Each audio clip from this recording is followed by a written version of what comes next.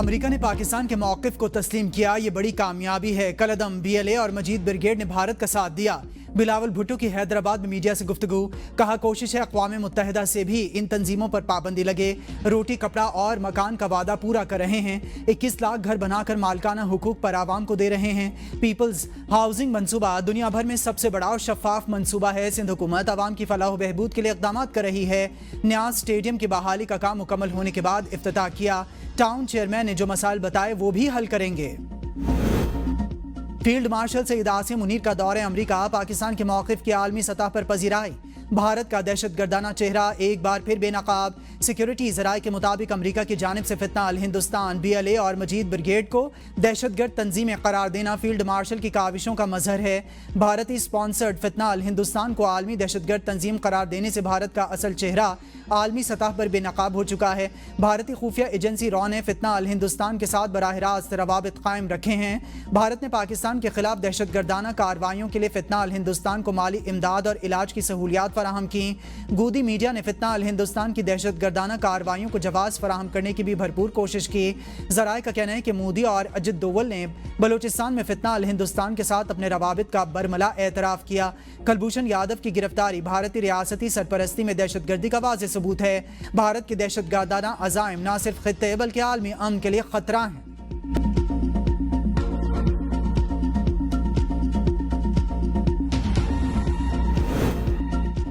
بین الاقوامی میڈیا بھی پاکستان کی بہترین سفارتکاری کا معترف۔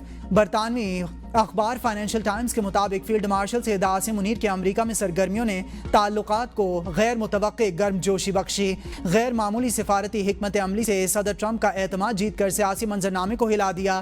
بھارت کو اس بدلتی صورتحال میں سخت دھچکا لگا۔ پاکستان کی سینئر فوجی قیادت نے امریکی مفادات کو راغب کرنے کی منظم حکمت عملی اپنائی۔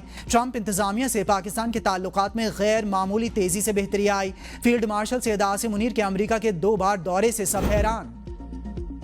باجوڑ میں شدت پسندوں کے ساتھ جرگہ ناکام، باجوڑ اور خیبر میں دہشت گردوں کے خلاف آپریشن کا فیصلہ کر لیا گیا۔ سرکاری ذرائع کے مطابق جرگے نے فتنہ الخوارج سے علاقہ چھوڑنے سمیت 3 مطالبات کیے۔ فتنہ الخوارج کا علاقہ چھوڑنے سے انکار۔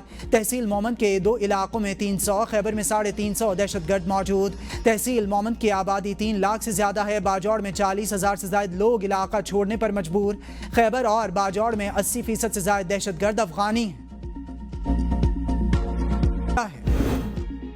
اسپیکر قومی اسمبلی ایاز صادق کی مذاکرات کی پیشکش، کہا کہ وزیراعظم پہلے بھی کہہ چکے حکومت سے بات کریں، میں بیٹھنے کو تیار ہوں۔ PTI کے 2 ممبران اعظم نذیر تارڑ اور نوید قمر کے ساتھ آج بیٹھ جائیں، بات چیت سے ہی حل نکلے گا۔ بھارت میں اپوزیشن لیڈر کو گرفتار کیا گیا، کوئی پروڈکشن آرڈر جاری ہوا؟ PTI کا ایوان سے واک آؤٹ۔ PTI رکن اسد قیصر نے کہا کہ قانون میں لکھا ہے کہ ایک MNA جیل کا معائنہ کر سکتا ہے، یہاں پر تو ملاقات بھی نہیں ہونے دی جاتی۔ ہم اس ایجنڈے پر احتجاج کرتے ہیں، ہم تو پارلیمنٹ کو مضبوط کرنا چاہتے ہیں۔ کس نے کہا 14 اگست کو احتجاج ہوگا؟ اگر کسی نے 14 اگست کو احتجاج کا کہا تو بالکل غلط کہا۔ PTI رہنما اعظم خان سواتی کی میڈیا سے گفتگو، کہا کہ یہ پاکستان کی آزادی کا اور یکجہتی کا دن ہے، اس دن کو پورے جوش اور جذبے کے ساتھ منائیں گے۔ 14 اگست قائد اعظم کی فتح کا دن ہے۔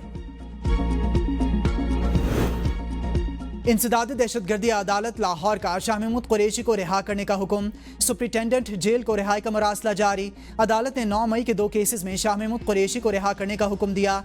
حکم نامے میں کہا گیا ہے کہ اگر ملزم کسی اور مقدمے میں مطلوب نہیں تو رہا کیا جائے۔ صدر مملکت آصف علی زرداری سے وفاقی وزیر برائے مذہبی امور سردار محمد یوسف کی ملاقات، اقلیتی حقوق کے تحفظ، مذہبی رواداری کے فروغ اور بین المذاہب ہم آہنگی پر تفصیلی تبادلہ خیال۔ صدر نے کہا اقلیتی عبادت گاہوں کو غیر قانونی قبضوں سے واگزار کرانے کے لیے مؤثر اقدامات کی ضرورت ہے۔ وفاقی وزیر نے بتایا کہ اقلیتی فلاحی فنڈ سے 2236 طلبہ کو 6 کروڑ روپے کے وظائف دیے گئے۔ بیساکھی، گرو نانک دیو جی کی سالگرہ، کٹاس راج اور سادھو بیلا جیسی تقریبات کے لیے مفت سہولیات فراہم کی جا رہی ہیں۔ پاکستان کی نوجوان آبادی عزم و ہمت اور بہادری کی مثال ہے۔ نوجوان آبادی ملک کی معاشی ترقی میں بنیادی پہیے کی حیثیت رکھتی ہے۔ वज़ीर-ए-आज़म शहबाज शरीफ का नौजवानों के आलमी दिन पर पैगाम। कहा, नौजवान मकामी सतह पर भी मईशत में अपना तामीरी किरदार अदा कर रहे हैं। कौमी मसनूई ज़हानत पॉलिसी नौजवानों को टेक्नोलॉजी के इस्तेमाल में मदद देगी। Chairman peoples party Bilawal Bhutto Zardari ने कहा कि मुझे नौजवानों की सलाहियतों पर गैर मुतज़लज़ल एतमाद है। नौजवानों को जमहूरियत, रवादारी, समाजी इंसाफ के कदरों के साथ मुत्तहिद, मजबूत, पुरअज़्म रहना चाहिए। वज़ीर आला पंजाब मरीम नवाज शरीफ ने कहा कि हर नौजवान मिल्लत के मुक़द्दर का सितारा है, हमें इन पर फ़ख्र है। नौजवानों के ख्वाब को ताबीर देने के लिए सब वसाइल निछावर कर देंगे। वज़ीर आला सिंध सैयद मुराद अली शाह ने कहा कि नौजवान मुल्क और कौम का कीमती असासा हैं। नौजवानों को तालीमी याफ्ता और बासलाहियत बनाएंगे। मार्का हक यौम आज़ादी तस्वुर से तस्वीर तक पाकिस्तान की अजीम दास्तानें। मुमलिकत खुदादाद पाकिस्तान की अजीम कहानी मुसन्निफा और शायरा किश्वर नाहिद की जुबानी। किश्वर नाहिद के मुताबिक आज़ादी के वक्त ट्रेन में मौजूद जवान लड़कियों को पकड़ कर ले जाते थे। मुसाफिर ट्रेनों में मौजूद लड़कों को मार देते थे। उस वक्त में एक ट्रेन कराची और दूसरी सीधा लाहौर आती थी। पाकिस्तान आने वाले लोगों को जहां पनाह मिलती थी वहीं रुक जाते थे। सरकारी मुलाजमीन ने खुद बताया कि हमारे पास कोई कुर्सी या मेज़ नहीं थी। ये वो लोग थे जिन्होंने पाकिस्तान की बुनियाद रखी।